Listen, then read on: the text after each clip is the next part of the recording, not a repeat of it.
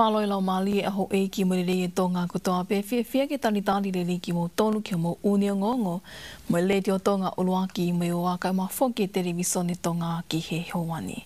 Makai ko ki ngahi ulu i ngongo. Me ai e ki pale mia hoa kawa miliku o ahi ki whana wako tonga i apitonga i fia ni afi. Amanaki ke hiki te tongi o fo i maa ki paanga e wasini te tau noa kamatanga e aki i moni tewi ke kaha o. Pea ke tō lai pē ka kai e whanua kuna taratala whaaho atu ki whale mahaki mai o la. Ke hike tō mahaki koe ni urutanga tō i tō ngani ai au kua au he tō kua ngiau tupu i fo i hoa ngā weko toa. O ku te epe me ngāhi ongo ke ana iange, ko e wakaini wa eni ki he whakaiki ki.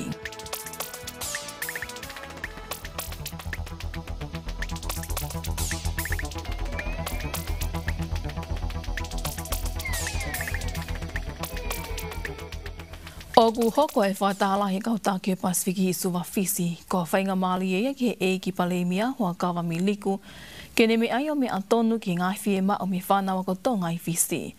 Ne me aia hoa kawa mi liku pe heki no kau mui mui wholau minista ke muri, whikita mui loa uto i ka manu, minista mo ito ki tā saia piukala, pe heki ke sekretari koe ke kabineti e ka koka ki apitonga koe a ahi ki e whanawa ko. I ono whai ki eka sekretari o apitonga sina kami, ko e whai ngā maalia lelei au pito eni ki he whanawa ko tonga i fisi, ke nau whakahoko hanga tonu ai ki he e ki pale mia ai ngai whee mao vivili, mo i ngāhi whaingata aku nau whenga ngai moia i he anga koe nau nofo i he whanua, tau te whito koe nau nofo i he whanua, ko e whainga i he mala e o ia ko. Whakaamu me he kau private students, ko ono uhinga ko lahinga sanga maalia mai kau skola CP, kau kuia hei e nau whakaamu ke e moha ngahi porokalama ke whakatās nau tōsi on private ke nau whoki atu pe kua nau ngahi training. Kau ngahi taim whaia e tohi ngā ue o mei mao ngahi whainga maalia he nau tō skola CP ka ia moha nau ki whainga maalia nau tō koni he private student. Nei alewa ai poini na eke me he tawhaaki koni na mau reisat me he tawhaaki o ngahi family. Ai ana e kawai ai omi koe ka kau private students o omi mo e nau whanau. Kai whai e stio ko hia ko international fees o apply ia ke taha koe ni ka tautou ka kaitonga kua mai ki heni. Na whai e ko lena ia e hawhainga maali e whai hawhatala noa i he tuunga le volo puleanga ke puleanga ko hono uhinga ke siofyange moha whaunga. Ai ana mea e pale mea o ne pehe ko tuunga koe ni o ku inasi ai a kakai ofisi. Tatau pei nu sila tatau i Australia he taimuk si whanonga tai tau whanau ako o tuku mai pe a international fees ia o tatau mga whanua koe ni o mi mehe u whanua toi whaang e nau paanga kasi toi apply tatau pe ka tau tolu mehe whanua he Pasifiki. Aia koe mea ia ka waipa mo e mea koe ni he immigration he ngahi visa e tamai ki ako koe ngahi tāwho ke visa e tāpe toko e tamai ia ka pau koe iau ku ako pia tau tau whakafo o le vai visa ia ai si family kai aia koe ngahi isi koe ia na whai le vai tānoa e whai mo sio ki ai. Na ia hawhainga maali e pe ko hafo i package pe whea lea aki. Ke lava pe e tau hau pe koe hata mai, ti tā whatahai mo i visa ia o family mo mea ka pa koe ako tau e tolu pa. Ka koe hanga ia whakakaukau na si tā pe visa whakangataha ke kakato ai mo i family, pea ke iaha ki whonga ke holoki hifo e totongi koe ni ai ako ai nau whanau nau si o mai mo nau mātua ke whai te ako. Nei e pewe ngai ka wenga ke he peni whai ki ai e toka ngai ka inga tonga, mo i whanau ko tonga ko iei fisi ai ane mea hoa kawa mi liku e whai e ngā aue ki ai ai pure a ngā. Rotonga ni ne whamalo i ai e he whanau tonga i fisi a ngahi to koni ko toa pē na e whai ange he pure a ngā. Tālu me he taimi ko iei nei awa ngai e COVID i tāhi waha ki fisi. I kai ngā tai ka na e whaki atu ai pē me ngā hime a ofa ki he e ki bare mia, e ki minista ki muri mo e ki minista mo ui, ko e whahape ho ngā i ai whanau i whainga maali e ko nau mea tonuangi ai ki apitonga. O ku whawhawhongo e whanau ko tonga e torungi au tupu i fisi, te tau pe ke te ki nau tolu ko iok ma o whainga maali e ako i fisi mo ki nau tolu ako tau taha. O ku wame au pito e hiki ki toi ngahi koloa me tokoni i tongani i loro tongani, ke hiki ma o lunga o ki ai e totongi e koloa lolo. Ko whapapao i mai eni e sea e kauta ta o maho e tonga ni Kennedy Pentani ki o ngongo ai le dio me televisione tonga. O kua manake ke hiki to tongi e fo i mami he paanga e hua ki he paanga e wasini te tolu noa. Aia koe to tongi koe ni e kamatanga e aki ia i he wike kaha o. Koe to tongi fo o koe ni e kamatanga e aki ia i he moni te wiki kaha o. I he whakaike eke mo sea kau tahata o mātonga ni Kennedy Pentani, nā ni whamala alai, koe makatuunga ai hiki ai totongi ai fo i mā, ko uhi koe kotoa ai ngahi koloa o ku ngahui aki ai mā o ku hiki kotoa ai totongi, me ngahi whanua o ku hūmai me iai ai ngahi koloa ko e ni. Koe wite katoa whokia, koe ki Nusila ofisi, o ku katoa pe me Australia, ko wite ko me Australia. Ta ko Australia ai ni koe une whatu koe wite o ku hautai me fo i mā, ko paanga koe mahu inga koe fo i mā e taha ia tera ko fa tau mai de fo i mā, o ko manga e ua se te ni manoa whaia tuai ke fo i mā. E he tuu whaka liu koe pe koe currency koe compare koe mahu inga e tau paanga ke panga Australia, e whawofua ia he taimini i tongani, tongi au kita mo te paanga nimba wha tau mai ke fo i mā. Kauku i kai, ko ne tuu o ku hau e wite me Australia ki henka mautolu ku hiki foki pa mo freighti a koe he waka, ta tau pe wakatahima wakapuna. Ko hiki koe ia, ko mei pe setia e teo tupu. Se teo tahanima hiki e velue koe ia. Pako nā makaki tonga ni, hanga lewa e mautolu ko o ngahi koe e fo i maa ia. O tu watu ia, i he mahu inga, o mao lalo ange ia he mahu inga e fo i maa koe Australia. Koe mea ia taha ku tonpeke whai ai. Haki wawalo kia e kakai fo nope guanga fe nai e kei mo ui e ngai whale maa e tawha koe ni e maa. Kau aki pa mo si lave I katoa pea lolo, ko lolo foki ko konga lahi ai misini ngai ovani ta ama ku lele ke lolo pe ko uhila ko levo ko inga ko ne lolo me muri e taimini ku olunga ko ta uhila ku olunga ko ia e ku mawongo I mau ki fainga tai ta le mau puke mai ai e mau inga ko ta foi mai lalo. Neonga koe mā o ku whaikei ai tokanga, koe uhi koe tahaia mea tokoni whakaaho e ngai whāmiri toko lahi, ka nāne te whamala ala Pentani, koe mea tokoni kotoa o ku ngauhi aki ai mahoa a, e hiki kotoa mo ia. Ia katoa pe, manatu pe koe mā te fito pe whoko whea e tala noa, Koe unga koe ne hiki katoa mai o mea ku paulewa ke hiki katoa pe mo hata koloa pe kau aki mo e mahoa a, Koloa ko tope ko fatu whakaku me maho ahangi, koe meat pie, koe pani, koe hot dog, koe hamburger, koe ngahi umā kehe, koe sweet loaf, koe mā talamu, koe mā tanke. Kata koloa koe no ku fatu koe maho a, ku paupe ki alhaka tope moia ki olunga. Ka ku te fit fo ke whahauka tu koe ai mahu inga koe fo maha no hiki, he koe me koe koloa ia ku mau tufaki whakahau seila atu koe ke ngai whai koloa ki he koe ai tonga.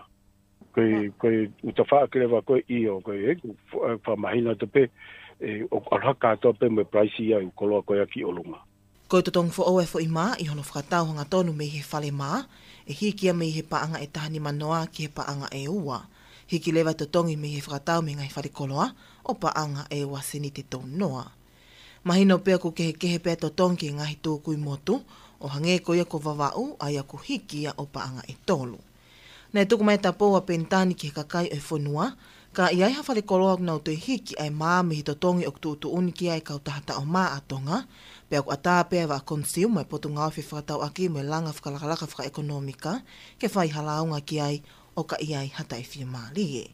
Kai kehe korotongani ko kei honge mahoa a atongani, makatunga pe mihi taimi te pile ko ia ai waka mi fisi, pea ko ia e whafuofua e toki tau mai ai waka uta mahoa a mi fisi I he wike kaha o. Mai ngonga le tio me televisione tonga, ko au snori tātu I vai. I he wakai koe ke whamumi taha me he whakatalahe kau tāke Pasifiki I suwa fisi te tā wakai he ni kia senoli tātu I vai. Ko whakamahino e he pale mea o Otumotu Solomone I he ahoni, ai tuunga o iai hona wāwha kau mea me puri anga sia I nā. Ka uhui koe ngahi tala noa ne sa sāla holo he konga ki mua o tauni o pehe, o ku iai palani ngā aue ki hono whakotuha apitanga whakau tawa sia ina I honi ara.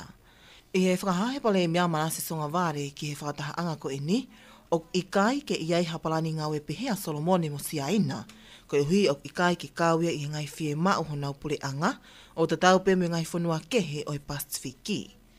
Mahino foki ne hoko e kawe ngani ki o hake to kangalahi me Australia mo Nusila ki he tuunga hao mo malu o ngai whanua o Pasifiki, o ka iai hawa a whakau tawa sia ina I he potutahi o Pasifiki. Ne kau lewa ia ngai ka venga o asenita o whakataha angalahi hono ni mga furmataha e kau taki ngai whunua Pasifiki.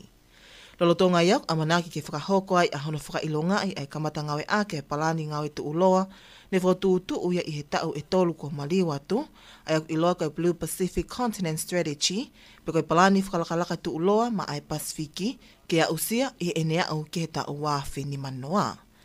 Pehe he sea whakataha anga ko e ni e tau ni, Frank Bainimarama, ka koe pale e mia ofisi, koe whainga mali e ni ma ai ngahi whanua e Pasifiki ke naunga unu whakataha, ke hono pātolo ake kontineni te e Pasifiki o ku ma ui ui mo uilelei pia mo tu uloa.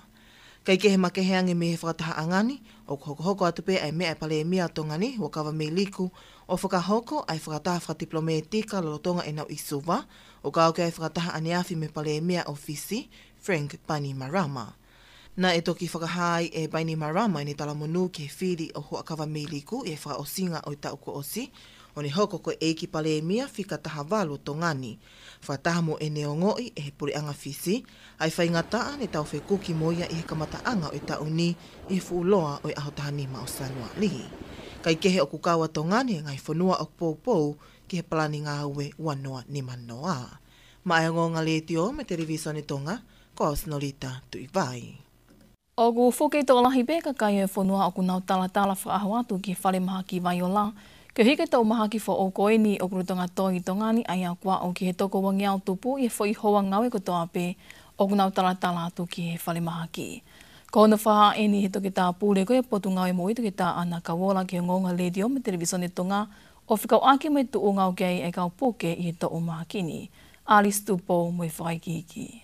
E whamatala a toke tā a kau olana ne pehea i koe vailasi koe ni o ku awe haloia i halanga manawa, ai a ku lahia i e tale koe mofi, whelanga ki, koe no oi manawa i he toko lahi pea pehe foki ki he langa ulu. Nā ne pehe ku kei lahi pe ai ne asi mai ai ngahi whailonga koe ni i he talatala atu ki he whale maha ki. Ko ki tō maha ki koe ni o ku loa angi, ai puke i ai i he COVID i he ku ilo. Tuku te whainga kōk nau mao e long COVID. Ai COVID i koni kōk i ko COVID i loloa. Ai o i fufoloa. Nau whi awa nau tolu pa moe ongo i puke. Ka koe ki tō maha kia koe ni o ku aho e wauia aho whaa nima. Wai whainga o se wiki tāu nau ke i ongo i te nau tolu.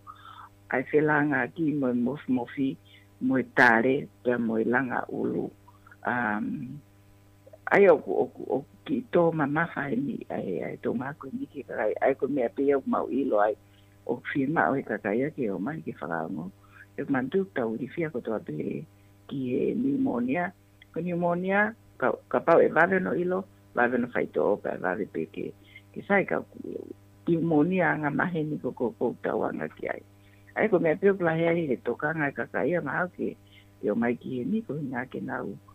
Ke nau si i whakaongo ki nau tolo o tā pak mau whaide mau ngā ue i whare mahaki.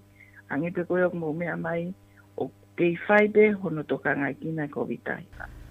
O ko mahenu pe whoki o te eki ke whoki ai loki talatala ki anga maheni ki mua, ko uhi o ko kei toa ngai pe potungai mo ui, ko uhi o ko kei whatoa ngai pe potungai mo ui, o kei pe whainga maali ke toi whoki mai ai COVID i tahi wā, pe e toi koviangi, ka koe tū koe ki he tō lahi whakau ngā we o toko si i au pito, ka u whainga pe potunga we ke wahe lele e kau ngā we ki he hoa ngā we ko toa pe, i loki talatala, ka malawa ke nau tukanga kina lele, ai ka kai koe ngau talatala ngi. Koe mea te taha koe ke mea koe lai taha, mantu koe vai lasi and usually it will run its course. Ta tau pe ni pe mo monkeypox. Koe monkeypox, it's a virus. It runs its course pe e sai pe ai pe. O ki lahi ange ai ne tō mamafa i he kaureka, pe mo ki nau tolu o ku tūla reango fua ko i ngā koe immune system. Koe ki vai ange ke fight. Ke fuhu pa moe mahaki. Ai o te tau pe ia pa moe vailasi ko ni ki flu ko no aloholo, o ka pau ko flu, o hangia ko lau, ko uhinga pe tau pe ko flu, he o kurotonga to ai flu, influenza A i New Zealand, pa tau pe ko ia pe ni o kua o mai ko ki tonga ni. Ai o mea pe ke iro he kakai, ko foi panatolo, ko ine vata ke lahi, ko malolo, ko mawe me atokoni, o ku mawe ya ili. Ai ko me kai healthy, ko me ia ko e mawe ai malohi o sino, ke me hanga o tau i, ai bailasi ko me fratupu, ai to maki ko o mo uai ka kai fonua tai nini. Ogu ia ia wha amo e potungai mo ui, ma tuunga mi he kei futolahi ange pe koia talatala utono ang koi ki vai ola, e malawa pe ke whahoko telefoni ange ai talatala, ko hi o ku kei ngawe aki pe ai ngofika telefoni, ko e noa waluafe taha nima, mo noa waluafe taha ono, ki he talatala o hange koia, ne wha ngawe aki mai i he tō koia e COVID tahi wā.